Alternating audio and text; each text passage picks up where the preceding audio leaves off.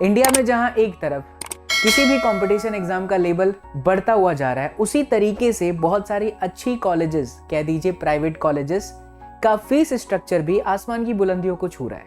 ये आपसे और हमसे तो बिल्कुल छुपा हुआ नहीं है।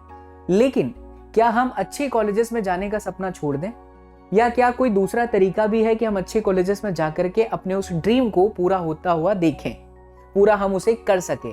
फिर वो चाहे हम नीट की तैयारी कर रहे हों, या फिर हम इंजीनियरिंग की तैयारी कर रहे हों, या हम मेडिकल का जो सपना है किसी अब्रोड यानी कि यूएस हो गया, रसिया हो गया, कहीं से हम जाने का सपना देख रहे हैं, तो एजुकेशन लोन लेने की नौबत आ चुकी है। देखिए, बहुत सारे लोगों का ऐसा मानना होता है कि एजुकेशन लोन नहीं लेना चाहिए। लोन शब्द आते ही बहुत लोग डर जाते हैं, but to be very honest, loan आज इंडिया में ऐसा है ही नहीं कि कोई भी व्यक्ति जो है ना ले रहा हो।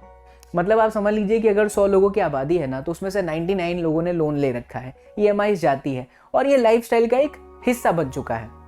उसी तरीके से एजुकेशन लोन भी एक लाइफस्टाइल का ही हिस्सा बन चुका है।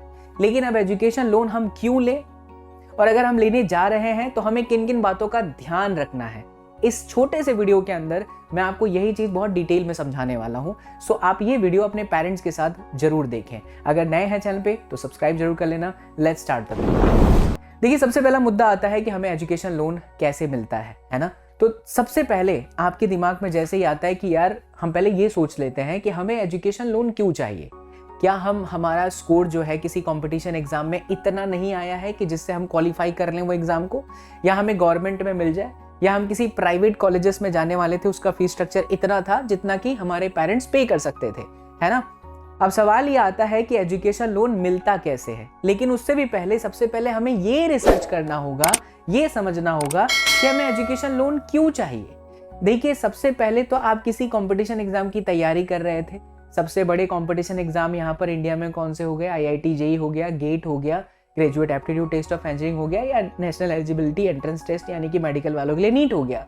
किसी कारणों की वजह से आपने स्कोर अच्छा नहीं किया, आप अच्छे स्टूडेंट हैं, आप प्राइवेट कॉलेज में जाना चाहते हैं, वहां से अपनी तैयारी करना चाहते हैं, या आप विदेश में जाकर के पढ़ाई करना चाहते हैं और फिर वहां से वापस इंडिया में आकर के अच्छा खासा अर्न करना चाहते हैं, राइट। लेकिन इन कॉलेजेस में जाने के लिए अमाउंट आपके पास उतना नहीं है जितना कि आपके पास होना चाहिए। तब ऐसी सिचुएशन में जहां आपका एक ड्रीम है कि नहीं मुझे ये करना है, तो फिर आपको एजुकेशन लोन के बारे में सोचना चाहिए। देखिए, मैं फिर से यहाँ पर बोलूँगा, जरूर जोर डालूंगा, अपने माता पिता और अभिभावक के साथ इस चीज़ को बैठ करके समझने की आवश्यकता है कि क्या हम ये जो लोन लेंगे बैंक से 15 लाख, 20 लाख या 25 लाख, उसके बदले में क्या हम उतना अर्न कर पाएंगे फ्यूचर में।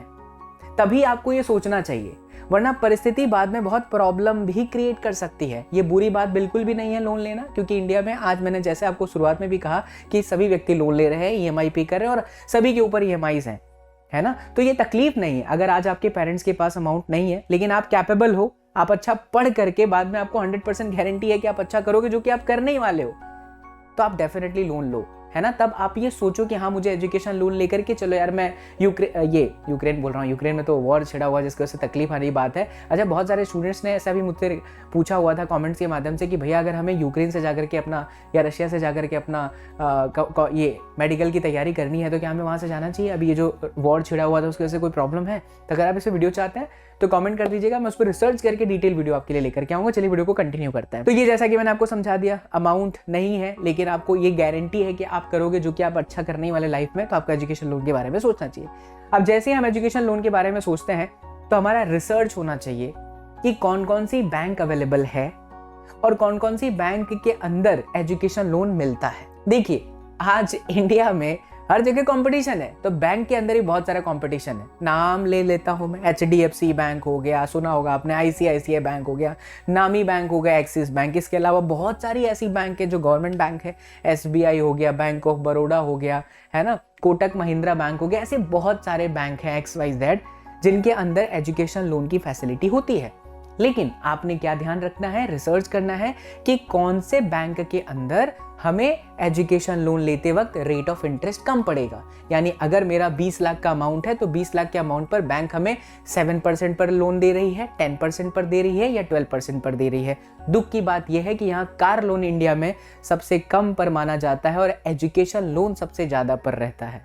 ये बड़ी दुख की बात है। और सब देशों के अंदर एजुकेशन लोन सस्ता है, ठीक है, चलिए ये तो हो गई गवर्नमेंट की बात। तो आपने सबसे पहले क्या रिसर्च करना है, तो किस बैंक ने रेट ऑफ इंटरेस्ट कम रखा है वो आपको रिसर्च कर लेना है।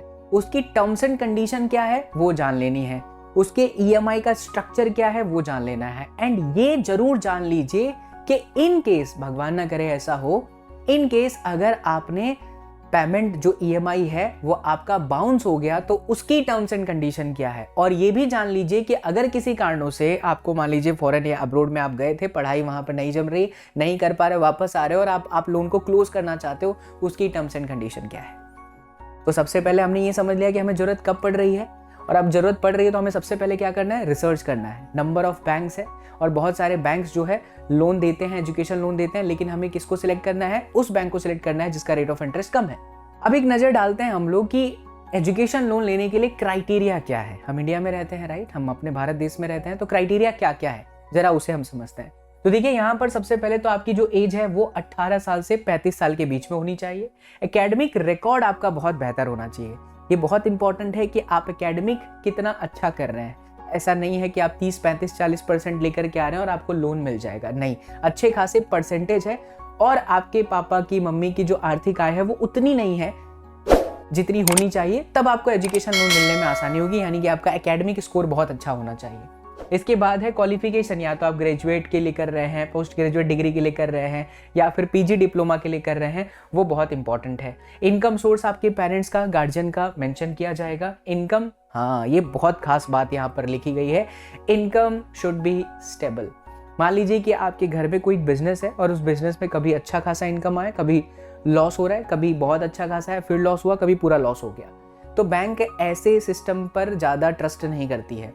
एक फिक्स इनकम होनी चाहिए आपके पिताश्री की या आपके अभिभावक की, मम्मी पापा अगर दोनों अर्न कर रहे हैं या कोई भी एक अर्न कर रहे हैं, तो उनकी क्या फिक्स इनकम है। Say for example 1 lakh rupees per month आ रहा है, तो वो भले पर मंथ आ रहा है, भले खर्च हो जा रहा है, लेकिन वो फिक्स इनकम अगर आ रहा है तो बैंक को ट्रस्ट होता है कि नहीं यार, इस कस्टमर को अगर हम लोन देंगे तो डेफिनेटली ये EMI को पे कर पाएगा।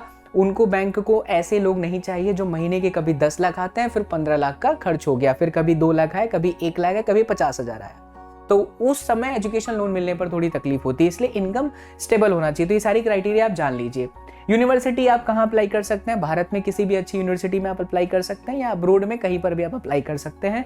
देन एडमिशन स्टेटस जो है कंफर्म होता है। सिक्योरिटी जो है वो है गारंटर होना चाहिए यहाँ पर। इसका मतलब ये है कि जैसे कि को बोरोवर, यानी आपने लिया तो आपके साथ साथ कोई और है। अगर मान लीजिए कि आपने पे नहीं कर पाया तो आपके पेरेंट्स, ऑब्वियसली आप स्टूडेंट हैं, एजुकेशन लोन के लिए जा रहे हैं, तो आपके पेरेंट्स के ऊपर ये गारंटी होती है, उनको देख करके ही जो है लोन दिया जाता है। और आपके पेरेंट्स को भी कुछ गारंटी सबमिट करनी पड़ती है, जैसे कि चाहे कोई घर हो या कोई जगह हो, कोई ज़मीन हो, या कोई भी ऐसी प्रॉपर्टी जो है सबमिट करनी पड़ती है। तो ये बात हो गई कि एलिजिबिलिटी की। आइए अगला नजर डालते हैं। नेक्स्ट मुद्दा जो है वो है डॉक्यूमेंट। आप अपने डॉक्यूमेंट बहुत अच्छे से वेरीफाई कर लीजिए। आपके पास में जो भी है, चाहे ड्राइविंग लाइसेंस है, वोटिंग कार्ड है, या आपका पासपोर्ट बना हुआ है, वो सब आप बहुत अच्छे से कलेक्ट रखिए, क्योंकि बैंक में जब भी आप एजुकेशन लोन के लिए अप्लाई करेंगे इन डॉक्यूमेंट्स की आवश्यकता पड़ने वाली है। तो अगर आपके पास में ये डॉक्यूमेंट्स अवेलेबल हैं तो अच्छी बात है, आप अप्लाई करने के लिए जा सकते हैं, अप्लाई कर सकते हैं। लेकिन अगर ये डॉक्यूमेंट नहीं है तो सबसे पहले ये डॉक्यूमेंट बनवाइए, है ना। तो देख लीजिए डॉक्यूमेंट्स में क्या क्या है। तो यहाँ पर हमने लिखा हुआ है पासपोर्ट है,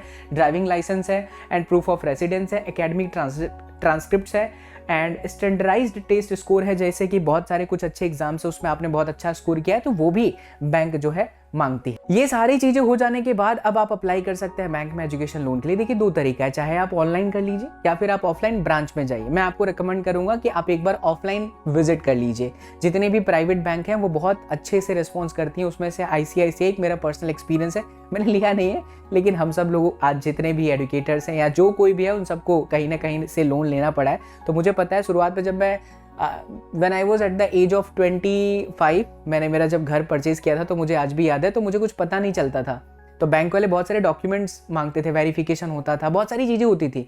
तो अगर आप एक बार ब्रांच में चले जाते हो तो बैंक के जो कस्टमर डिपार्टमेंट होता है वो आपको बहुत अच्छे से गाइड कर देंगे। और हाँ, ये मैं अपने एक्सपीरियंस के बेसिस पर कह रहा हूँ कि प्राइवेट बैंक आपको ज़्यादा अच्छा सर्विस देगी कंपैरिजन टू गवर्नमेंट बैंक। ठीक है, तो अब आप चले जाइए, ऑफलाइन ब्रांच बहुत सारे अवेलेबल हैं। आपके घर के नज़दीकी कौन सा ब्रांच है, एक बार वहाँ जाइए और बैठिए, बात करिए, आपको डेफिनेटली बहुत सारे लोग गाइड कर देंगे कि क्या प्रोसीजर है। इस सिस्टम को जरा एक बार समझ लीजिए। ये जैसे कि कोई बैंक है, ये आपको एजुकेशन लोन मिला, और गारंटी कौन ले रहा है? गारंटर आपके अभिभावक। तो अगर इन केस आप नहीं भर पाते हैं तो फिर अभिभावक के ऊपर ही सब कुछ आ जाता है। आप नहीं भर रहे मतलब इन केस आपके अभिभावक ही भर रहे हैं। बट अगर ये भी नहीं भर पाते हैं तो उसकी टर्म्स एंड कंडीशन क्या है? जैसा कि मैंने पहले मेंशन करा कि घर या प्रॉपर्टी या कोई भी चीज़ ऐसी जो चीज़ है वो बैंक को सबमिट करनी पड़ती है उतने समय के लिए जब तक कि आपका लोन चल रहा है, आपकी जो है EMI लगातार कट रही है। एक बार सब कुछ सबमिट हो जाता है, बैंक आप पे ट्रस्ट कर लेती है, फिर आती है बारी लोन डिसबर्समेंट की। यहाँ पर आपको लगता होगा कि जो अमाउंट है यानी कि 15 लाख 20 लाख जो भी आप जिस यूनिवर्सिटी में पढ़ने जा रहे हैं तो वो अमाउंट आपको मिलेगा, बट ऐसा नहीं है। वो अमाउंट सीधा सीधा यूनिवर्सिटी को ट्रांसफर हो जाता है। बैंक आपको डायरेक्टली वो अमाउंट नहीं देती है। बहुत ही ऐसे कम केसेस होते हैं जहाँ पर बैंक अपने कस्टमर को जो लोन ले रहे हैं उसे देती है, सबमिट करती है, क्योंकि यहाँ चांसेस ऐसा होता है कि बैंक अगर वो अमाउंट दे देती है तो अब वो बंदा, वो पर्सन, स्टूडेंट, आप जो भी हैं, आप उसका क्या यूज़ कर रहे हैं मिसयूज़ भी हो जाता है। इसीलिए बैंक ये करती है कोशिश कि आप जिस यूनिवर्सिटी के लिए अप्लाई कर रहे हैं उस यूनिवर्सिटी को सीधा ट्रांजैक्शन कर देती है। तो ये सिस्टम होता है बैंक में एजुकेशन लोन लेने का। इसके बाद बारी आती है, एक बार डिस्बर्समेंट हो गया फिर मंथली EMIs आपकी कटनी शुरू हो जाएगी। अब ये आप पे डिपेंड करता है कि आपने कितना EMI रखा है। 2 कंडीशन होता है कि एक बार में कुछ अच्छा खासा अमाउंट भर दिया जाए जिससे कि हमारी EMI कम हो जाए, या अगर आप मान लीजिए शुरुआत में अमाउंट कम देते हैं तो वो EMI थोड़ी लंबी चलती है।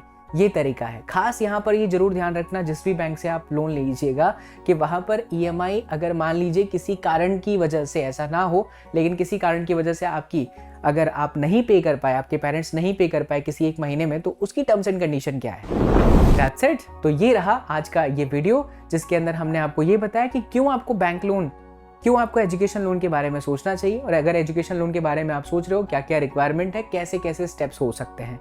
अब अगर आपको इसके अलावा किसी भी तरीके की प्रॉब्लम आती है तो प्लीज़ अपना वैल्यूएबल कमेंट जरूर करना। अगला वीडियो आपके प्रॉब्लम के सॉल्यूशन के ऊपर ही होगा। मिलते हैं इसी तरीके के नॉलेजेबल वीडियोस के साथ अगले वीडियो में। तब तक खुश रहें, मुस्कुराते रहें एंड मुस्कुराहट के साथ चैनल पर बने रहें। तो bye, take care, love you all, जय हिंद।